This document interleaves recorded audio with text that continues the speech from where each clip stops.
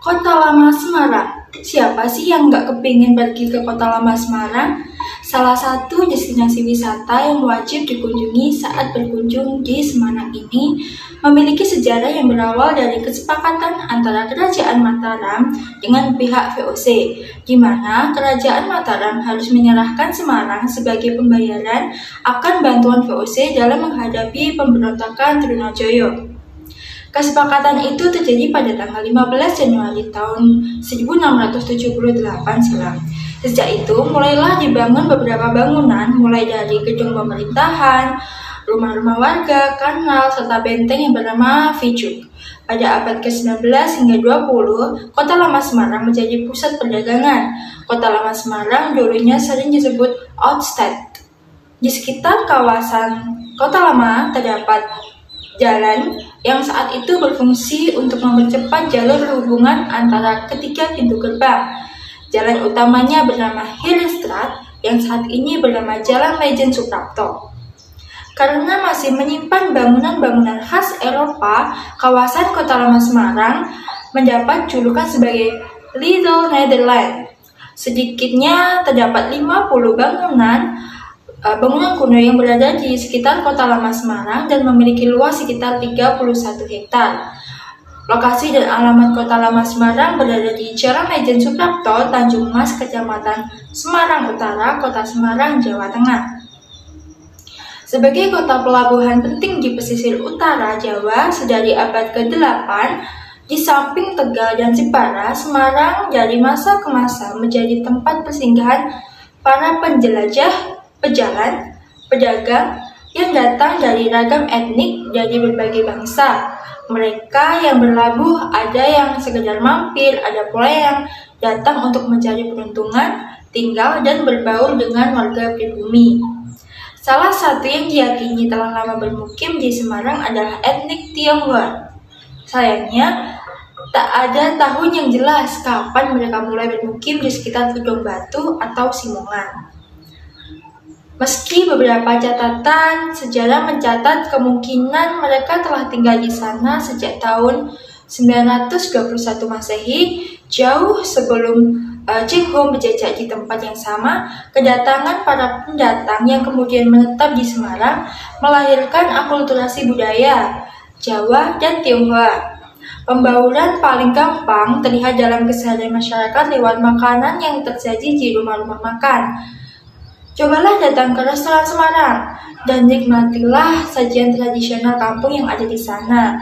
Dua sajian yang saya suka adalah lontong cap gomeh dan lumpia Semarang.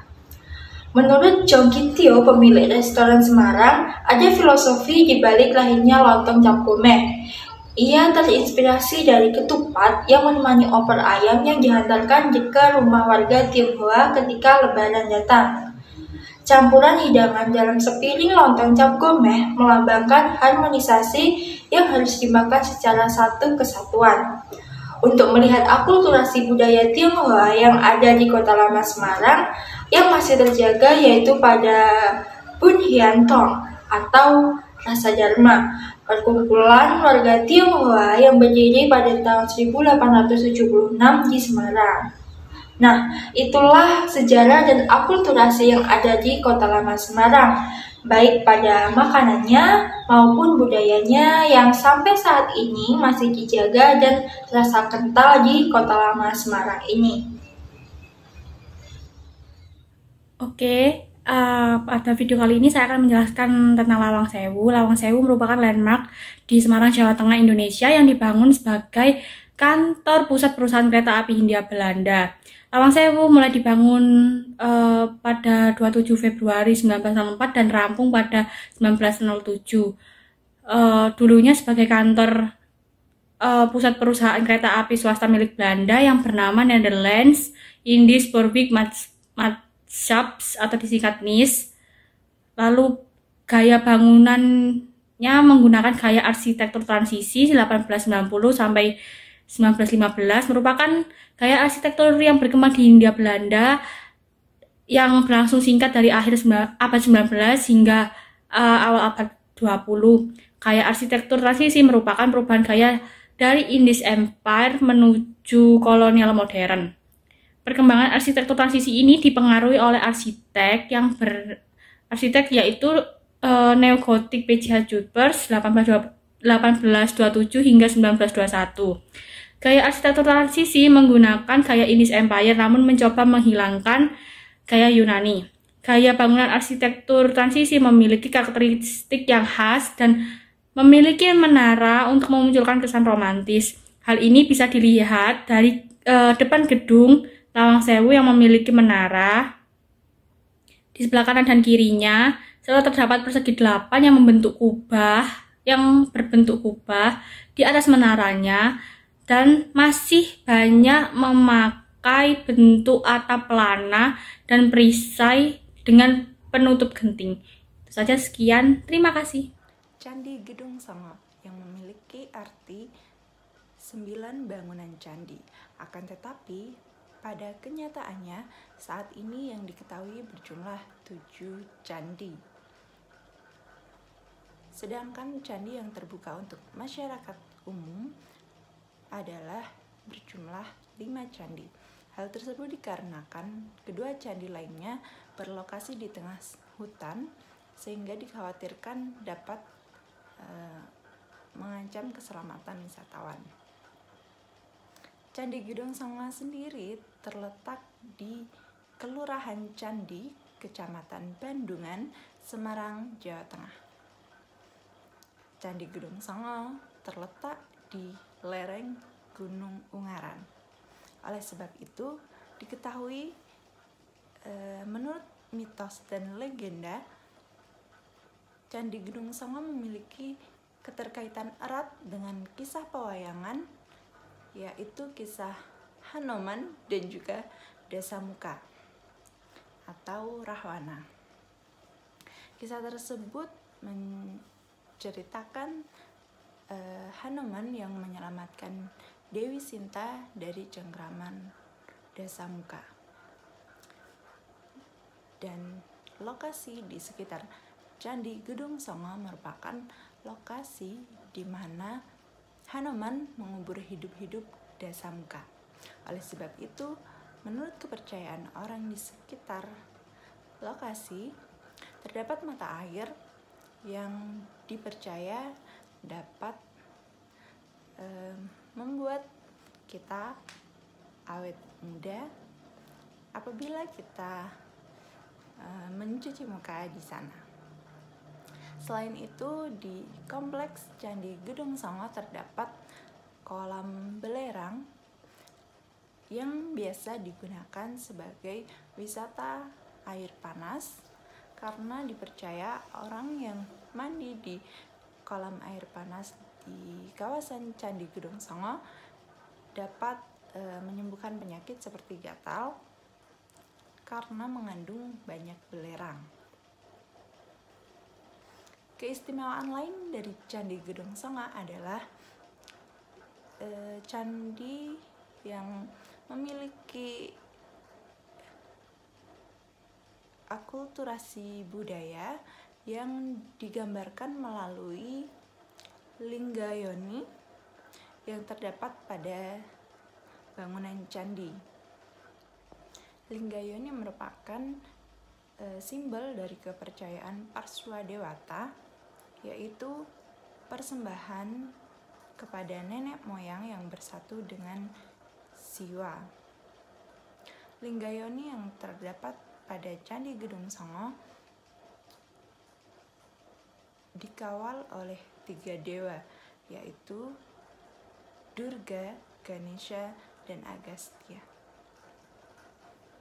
Candi Gedong Songo sangat memiliki potensi daya tarik wisata yang tinggi untuk berbagai agama, disimbolkan pada bangunan yang terdapat di dekat sumber mata air. Oke, kali ini aku akan jelasin tentang Kota Gede. Jadi Kota Gede ini adalah sebuah kota bersejarah yang terletak di Yogyakarta. Kota Gede merupakan kota bekas peninggalan Kerajaan Islam Mataram pada tahun 1532 Masehi. Lalu Kota Gede ini merupakan kota yang memiliki banyak sejarah, budaya, dan peninggalannya. peninggalan sejarah yang sampai saat ini masih ada, yaitu rumah Kalang dan rumah Joglo, atau biasanya itu adalah rumah tradisional, lalu sentra kerajinan perak dan Masjid Agung Mataram, dan masih banyak lagi. Seperti yang kita tahu, Kota Gede ini terkenal dengan sentra kerajinan perak. Konon katanya, kerajinan ini sudah ada sejak Kerajaan Islam Mataram. Lalu pada waktu itu, Abdi Dalem Kriya diperintahkan oleh Panembahan Senopati untuk membuat perhiasan sebagai kebutuhan keraton. Lalu tradisi ini sudah ada dan terus berlanjut hingga masa pemerintahan Sultan HB8. Lalu selain itu, Kota Gede juga memiliki peninggalan sejarah, yaitu Masjid Agung Mataram, yang dimana masjid ini merupakan salah satu akulturasi budaya. Masjid Agung Mataram sampai saat ini masih digunakan oleh penduduk Islam setempat. Penduduk sekitar masjid ini memiliki toleransi yang sangat tinggi. Pada zaman dahulu, penduduk yang beragama Hindu dan Buddha dengan senang hati ikut membangun masjid ini. Ciri khas dari Hindu dan Buddha yang dapat kita temui di Masjid Agung Mataram ini yaitu tiang kayu yang dibangun pada pemerintahan Sultan Agung dan gapura masjid yang berbentuk padu raksa. Sarangan terbentuk sebagai hasil dari proses alam yang berlangsung pada masa dahulu. Nah, danau ini memiliki luas permukaan sekitar 30 hektar dan kedalaman sekitar 28 meter. Nah, Telaga Sarangan terletak di lereng Gunung Lawu, tepatnya di ketinggian kurang lebih 1.200 meter di atas permukaan laut Indonesia, dengan suhu udara berkisar antara 12 derajat hingga 20 derajat Celcius. Kawasan di sekitar danau ini cukup nyaman untuk dikunjungi ketika musim panas tiba. Saya akan sedikit cerita tentang cerita rakyat yang ada di Telaga Sarangan ini. Nah, telaga ini terletak di bawah kaki Gunung Lawu ya, dan menjadi ikon wisata andalan Kabupaten Magetan. Dan yang dimana Alkisah ada asal mula Telaga Sarangan berawal dari sepasang suami istri yang bernama Kiai Pasir dan Nyai Pasir yang tinggal di kaki Gunung Lawu. Mereka tidak memiliki keturunan dan mereka mengelola ladangnya yang ada di sekitar dekat rumahnya.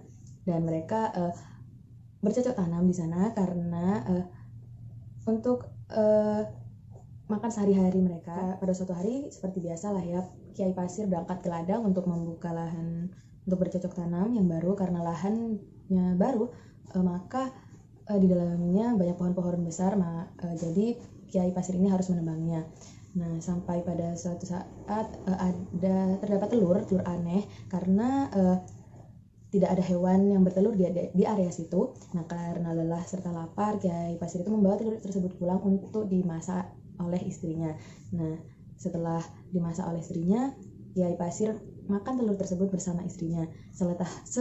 Setelah memakannya, Kiai Pasir tersebut kembali ke ladang untuk bercocok tanam kembali dan menebang pohon kembali. Nah, akan tetapi beberapa saat kemudian Kiai Pasir tersebut mengalami tidak enak badan, pusing dan serta meriang. Nah, begitu juga dengan istrinya, karena istrinya sampai tidak kuat maka menyusullah Kiai Pasir ke ladangnya. Nah, setelah datang ke ladang tersebut, ternyata sang suaminya telah berubah menjadi ular naga atau ular besar ya, seperti naga. Nah, yang dimana berguling-guling melingkari tanah tersebut, berputar-putar hingga ke bawah hingga membuat lubang. Nah, begitu juga dengan istrinya yang dimana istrinya juga berubah menjadi ular naga tersebut. Kini masyarakat sekitar itu mengenal telaga tersebut sebagai Telaga Sarangan, sebagai ikon wisata andalan yang berawal dari cerita rakyat Jawa Timur yang berbau mistis, yang berawal dari cerita Kiai Pasir dan istrinya yang memakan telur yang ditemukannya di ladang. Nah, saya akan menjelaskan daya tarik wisata yang ada di Sarangan ini. Nah, kehadiran danau yang alami sangat besar ini dengan air bersih yang segar tidak diragukan lagi menjadi daya tarik paling signifikan dari objek wisata Telaga Sarangan. Selain itu, suasana di sekitar danau terlihat sangat alami ya, dan asri membuat siapapun yang berkunjung ke sana itu merasa betah, termasuk saya. kemarin itu betah banget karena suasananya itu yang wah bagus banget dan pemandangannya, dan di sana itu juga adem dan nyaman. Banyak penjual makanan dan minuman dapat ditemukan di sekitar danau ya, karena banyak toko-toko kecil dan yang dibuat oleh masyarakat dan menawarkan segalanya mulai dari makan ringan hingga sate kelinci yang merupakan hidangan populer di daerah tersebut. Dan kemudian untuk oleh-oleh wisata bisa mencari berbagai oleh-oleh khas Telaga Sarangan yang dijual di sekitar sana. Dan tidak hanya di Sarangan tersebut tidak hanya Telaga Sarangannya yang populer, namun juga ada monumen kapal selam dan air terjun, serta pemandangan di samping-sampingnya itu ada juga yang dimana pemandangan yang cukup bagus ya yang di sana, yang bisa mencuci mata kita untuk lebih fresh lagi. Dan untuk spot-spot foto yang suka foto nih bisa juga di sana. Rata-rata penduduk di wilayah Telaga Sarangan tersebut itu juga suka bercocok tanam ya, karena yang dimana tanahnya subur dan cocok sekali untuk sayur-sayuran dan buah-buahan seperti stroberi dan bawang dan kembang kol. Di sana itu subur banget ya, dan di sana juga cukup murah, mungkin karena di sana wilayahnya yang dan tanamannya yang emang pusatnya yang memang di sana tempat bercocok tanamnya yang bagus dan menghasilkan yang bagus. Di sana itu murah-murah, yang dimana bawang kemarin teman saya beli bawang merah 1 kilo hanya 20.000, dan itu bagus-bagus besar-besar.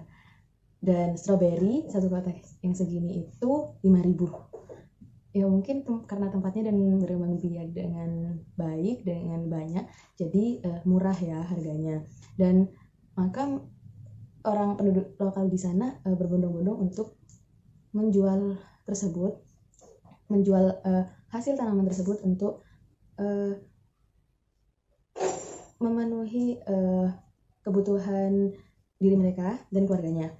Dan juga untuk dari segi makanannya, karena Sarangan adalah Kabupaten Magetan yang dimana perbatasan antara Jawa Timur dengan Jawa Tengah, maka makanannya kebanyakan manis ya, seperti pecelnya menurut saya itu manis banget, terus bumbu satenya, dan ya kebanyakan manis tapi enak, cukup enak. Oke, mungkin itu saja ya penjelasan dari saya. Jika ada salah kata mohon dimaafkan. Terima kasih. Wassalamualaikum warahmatullahi wabarakatuh.